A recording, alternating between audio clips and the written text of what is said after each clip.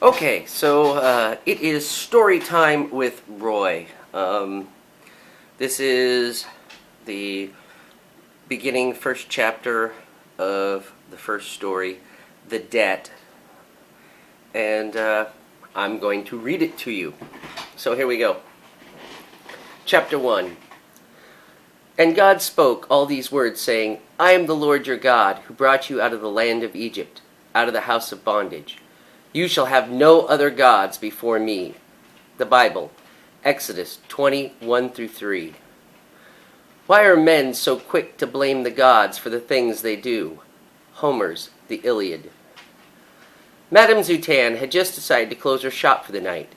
It was now almost midnight, and she had remained open well past her usual time when she normally closed.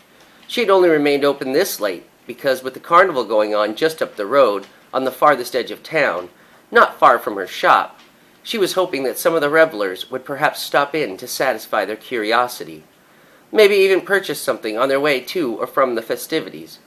This was what she had thought, and following through on this thought was greatly disappointed. No one had stopped in to see more of Madame Zutan's mysterious curiosity shop and bookstore, other than to read her sign outside and look in the window as they walked up the street to cotton candy, amusement rides, and other fun games and things associated with a carnival. Apparently, nobody thought visiting a fortune teller or inspecting books on ESP, telekinesis, ghosts, weird abnormalities, or other unusual subjects to be worthy of taking time away from mindless rides and unbridled gluttony. She was angry.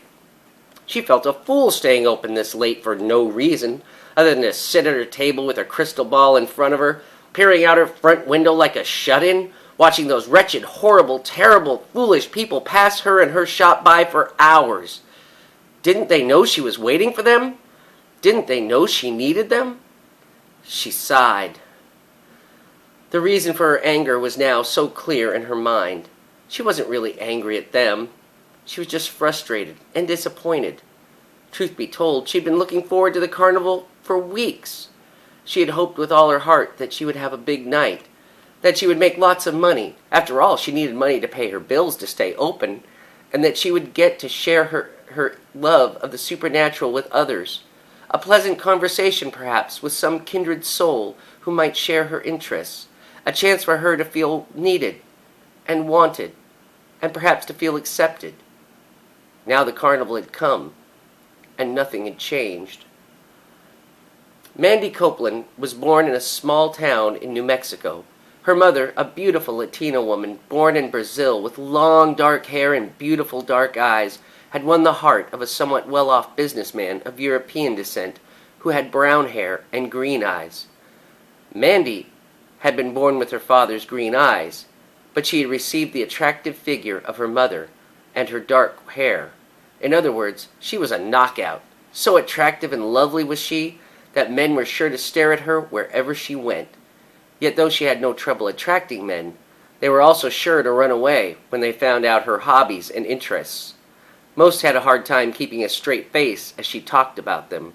She would lose her interest equally the same with them anyway when she noticed their reactions or lack thereof in what she had to say. It had been this way all her life. In fact, she could not recall a time in her life when she wasn't interested in the supernatural, telekinesis, ESP, and etc. Ever since her mother told her stories as a child, starting with fairy tales until the time when she was a little older and her mother had told her about some old folk stories and ancient superstitions regarding her heritage and the customs of her ancestors on her mother's side of the family. She found them exciting and fascinating. Sure, they scared her, but that just added to the thrill and excitement of hearing them. When she was older, she began to seek out books on everything she could find out about. Ghost stories, ESP, telepathy, mind reading, tarot cards, and everything else she found unusual, therefore interesting.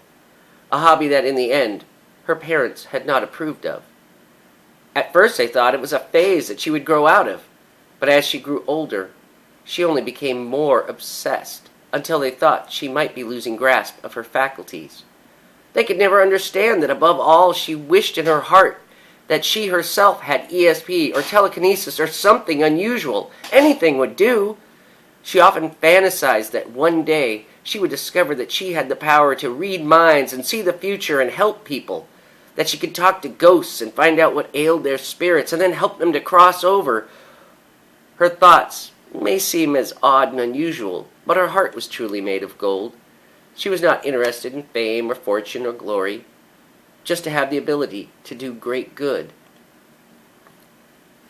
Mandy left home at 20 and followed her interests for a while. Her father had given her a good, healthy amount of money upon her leaving, though he did not approve of her interests. He, like her mother, loved her dearly. With money in her pockets and an outlook of starting a great adventure, she set out. She managed to meet many people during her traveling days, and a small few she came across were true and real people who did have strange supernatural powers, while most were charlatans, like herself, who had no powers. Unlike them, however, she loved the supernatural and never meant any harm to anyone. The other charlatans, they, on the other hand, existed just to con people out of their money. She had hated and despised them until the time came when she began to run out of money. She knew that she had to do something fast, or go home. She had learned some tricks from some of those con artists she had so despised passionately, and now faced with the play the game or starve option, she had rented a storefront, purchased books, tarot cards, and other curious things, adapted the name of Madame Zutan, and opened her store. Her friends, who were true and real people with extraordinary powers, were a little bit put off, but they understood why she had done what she did. Those so-called friends who were not psychic and never truly understood her devotion and passions mocked her openly. At first, her shop had done very well, but now, almost 10 years later, her store had been in a steady decline. In fact, she would have to close her doors soon and move back home if things didn't change. A woman in her mid-30s forced to return home again? The thought filled her with shame and embarrassment. How could she face her parents? They had always said that there was no future in her interests, that they would do nothing for her, that they would just lead to her ruin. That is why she had put so much hope and faith in this night. This is why she now felt heartbroken. She sighed again and pulled her chair back from the table and lifted and closed a book that had been sitting open on her lap. She now sat it on the tabletop and looked down at it. The Other, by Thomas Tryon. She sighed a third time. Then she smiled slightly. It was one of many of her favorite books. Then opened a hidden drawer under the tabletop and placed the book inside. She was just going to close shop for the night when her shop door opened. In stepped a man with 2 young boys, about 9 or maybe 10 years old. She stood still behind her table as she looked them over. The boys were dressed alike, as if they were twins, but they were not identical. Both had blonde hair and were dressed all in black. But one was big and stocky, while the other was skinny and small-framed. The big boy had cruel, almost hateful blue eyes and a look of disdain and arrogance on his face. The other had the saddest-looking hazel-green eyes that seemed to call to her from his expressionless face. They were both pale as if they'd never seen the sun before in their lives. Then there was the man, dressed all in black like the boys, except wearing with a black shirt and a black leather overcoat, while the boys both wore black leather jackets. He had long black hair and brown eyes. He had an evil look on his face that seemed to shine out from his eyes. There seemed to be something familiar about him, like she'd seen his face before, but she could not recall from where. He looked like the cruelest man she had ever seen. A feeling like pure evil had just entered the room came over her, and she felt goosebumps on her arm while a chill went up her spine. She was afraid, terrified. But why? It was almost like she was being warned, run! But she knew, even as she fought back the feeling to run, that it was already too late. "Can I help you?" she said in a weak voice, exposing her fear, which she had hoped she could hide. "No, charlatan slut!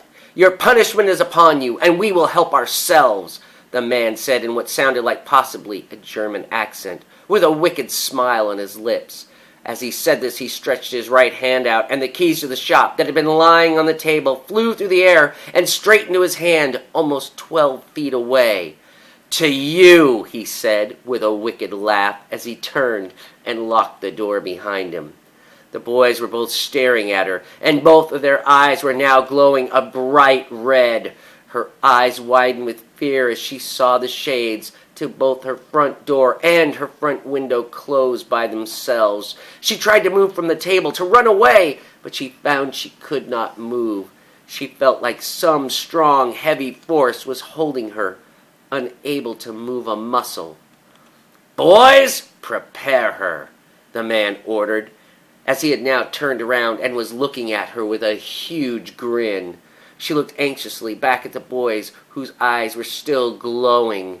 Suddenly, she felt like she was far back inside of her own head, like everything in front of her own eyes were now almost 15 feet away. She was experiencing tunnel vision. She felt her body being slightly jostled. She broke her gaze away from the boys and looked down. To her own horror and surprise, she saw her own hands unbuttoning her blouse and removing it, then her bra. She kept trying to stop herself, but she couldn't. Her own hands continued without hesitation to remove her costume slacks. Now she stood behind her desk, wearing nothing.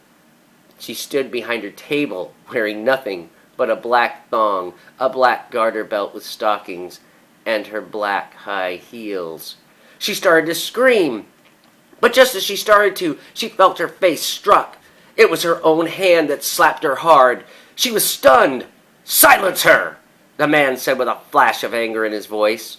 She felt herself remove her own thong very quickly. "No!" she cried out, just as her own hand shoved the thong into her mouth, then cupped itself over. She was trying to yell, muffled behind her own hand. Suddenly her body turned and walked over to a table in the back of the room where she wrapped and mailed packages. Her free hand reached for the packaging tape, while the other hand moved out of the way of her mouth. In a matter of a few seconds, her mouth was taped under 4 layers, keeping the gag now firmly in place. She was now helpless as she turned around and walked back to the table, right back to where she had been before. This time, though, she found herself fondling her own body, striking herself, and then stroking herself. She began to penetrate herself in both orifices with her own fingers. She was beginning to cry in despair, her tears rolling down her cheeks as she was completely helpless in the hands of herself. This had gone on for a long time when finally she heard the man say, "Enough!" Instantly, she stood straight up like a soldier at attention. Still, she could not move a muscle. Only her eyes and her voice still worked, except the gag prevented her from using it. The man walked over towards her as she watched him with frightened eyes. He fondled her breasts. Both of her hands cupped her breasts underneath and helped to push her nipples up and out for his mouth to lick and suck. Without warning, he delivered a little nipping bite to each nipple, not hard enough to draw blood, but enough to force Mandy to cry out twice, as best she could, underneath her gag. He laughed as he moved around behind her. She could hear his zipper, then his voice, "Now it's my turn." Though he never touched her, she suddenly found herself completely bent over the table, with her hands gripping the far edge and pulling her body till she was as stretched out as she could be. Then in he came. She could feel him inside her deep. She stared at her own now white knuckles. It seemed like he would never climax, but then she felt it. Thank God, maybe now it's all over, or so she thought. Her hands released the death grip on the edge of the table, only to now firmly grab her own buttock cheeks and spread them wide. "Oh no, please, no, no, please, not my ass!" she screamed inside her mind. "Oomph!" was the only sound she made as he penetrated her deep. She sobbed continually, muffled by the gag. When he finally finished, he stood up and laughed. Then he spanked her on the buttocks. What a nice ass you have, charlatan slut. I am so glad we chose to help ourselves to you." He zipped up his pants, spanked and fondled her butt cheeks for a few more seconds, as her own hand still held her cheeks wide, and then he said, "That is enough." Instantly, she felt the strange controlling force disappear, and her own completely limp body dropped from the table to the floor. She trembled, but she could not move otherwise. She felt like she had no strength. All she could do was cry behind her gag. She looked at the evil son of a bitch as he walked away with his back to her. She looked back at the boys. Their eyes no longer glowed red. They were their natural colors again. She saw the bigger boy still looking at her and laughing. She had heard him laughing all throughout the whole ordeal. The big bastard boy had laughed the loudest and the hardest each time when she had cried out the loudest she could from her pains. "God help me, I hate these monsters," she thought in her now free mind. The big bastard boy was now talking with the man, with both of them having their backs to her. She lay motionless, hoping they would forget she was there and leave her alone. Suddenly, she began to feel like she was going numb, like she was beginning to fall into an abyss, like she was about to slip deep inside herself, like she would pass out and yet never truly wake up, like she was going to become a vegetable, lost deep inside of her own mind, powerless to stop it.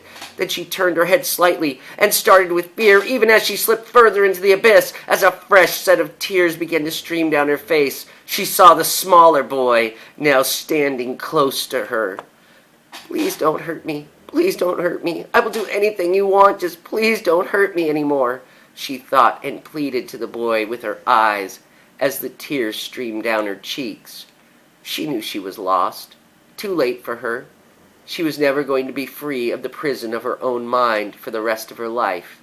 She would be just another patient in a mental ward, unable to speak or communicate, another victim of abuse who would just sit in a chair and drool.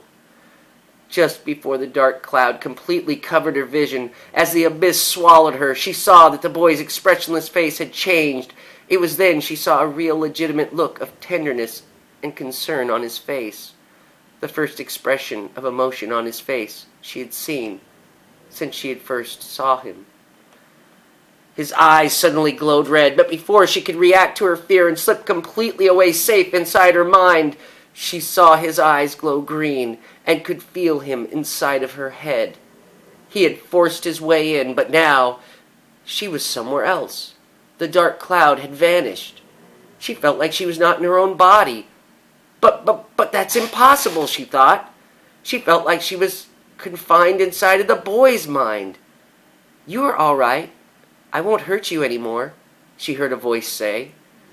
She saw a million thoughts begin to flash before her mind's eyes. She saw several different memories of the boys. They were so vivid she could smell and hear and feel everything the boy had ever seen or heard. Though she could not recall all that she saw later, as the thoughts were flooding in so fast, still there were many things she did remember. More importantly, she could feel everything the boy had ever felt. Love, hate, pain, fear, despair, confusion, and isolation, and an overwhelming feeling of loneliness ran together inside the boy's mind. She could feel her own heart feeling like it was going to break. She also saw and heard who the boy was told he was and what he was. She saw memories of his powers as he used them for the first time and how powerful they were growing every day since. She saw how he was treated, as she saw him growing up through a quick glimpse of his life, through his own memories and feelings. Then she also saw the reason why she had been chosen to be assaulted and why it had been deemed necessary to do so. Not only was it because she was beautiful and very attractive, and it was not just because she was a charlatan, which she knew, as well as they, that she was, but that she had been a practice dummy, a test of the boys' powers together. She learned that a plan was in motion and that soon they would be seeking slaves, sex slaves in fact, to help build an army to literally take over and rule the world. Anyone who thought such things would be considered insane by all people in normal circumstances. But these were not normal circumstances, or normal human beings either. Mandy had seen through the boy's eyes exactly what both boys were capable of doing right now, that even though their powers were not completely mature yet, she knew that even at this early time for both of them, that no force on earth could stop them. There had simply never been on earth before any born such as these two boys. They had powers that crushed anything and everyone the world had ever known. Perhaps they truly were what they had been told they were. If they really were, then there was no one who could stop them. No one. Suddenly she was back inside of her own body again, lying on the floor. But her crying continued. Only now her tears were no longer for herself, because of what had happened to her before, but because at that moment she realized that she loved the poor mistreated boy with all her heart. He had not only rescued her from the abyss, but she thought now that either intentionally or inadvertently, in his own way, he seemed to be asking her for her help as well. Maybe that was it. She knew instantly that something must be done to try to stop or change what was surely going to happen to the world if no one intervened. There was no way that anyone else on earth could do anything. Even if she could convince anyone that she wasn't insane and that someone needed to deal with this threat, only she had the power in this moment to do anything to try to stop it. How ironic it seemed to her to find that after the single worst thing that had happened to her in her entire life, that it would also lead to her being given her heart's greatest desire.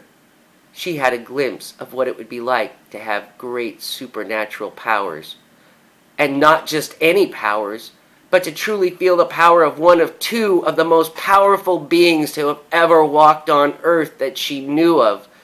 She not only could have the opportunity to do something that could possibly be the greatest act of good known to mankind, the saving of mankind from a great evil, but also to help that poor, hurt, confused, scared, but so very dangerous little boy.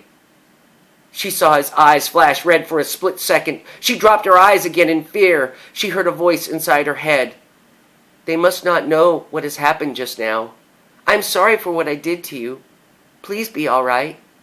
Goodbye." She heard his voice in her mind. It was then she knew exactly what she was going to do. She gazed up from her tears and saw the boy looking down at her with his normal human eyes. She saw a tender smile on his face as he reached down and gave her a handkerchief. She took it in her hand. The evil man, the guardian's voice sounded clear in her ears. "Tell her come!" The boy turned and walked over to the man, answering his call as if he were a dog. She hated that asshole even more now. How dare he speak to that sweet little boy like that? Mandy thought to herself.